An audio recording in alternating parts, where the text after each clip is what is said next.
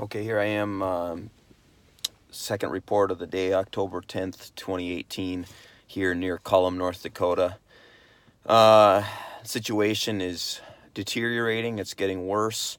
The snow is piling up. We've had 2 weeks straight of rain, and now we've had about 5 inches of snow overnight. There's another 3 to 5 predicted today. The winds are blowing, and 90% of our soybeans are out in the field. 100% of our corn is out in the field, and farmers in this area, upper Midwest, just need your prayers. So here, I'll take you for a little tour.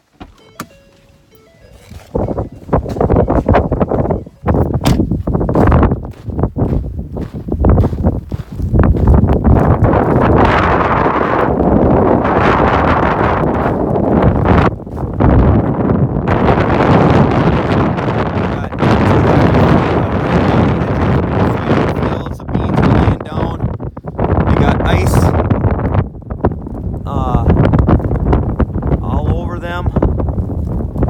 They can't stand.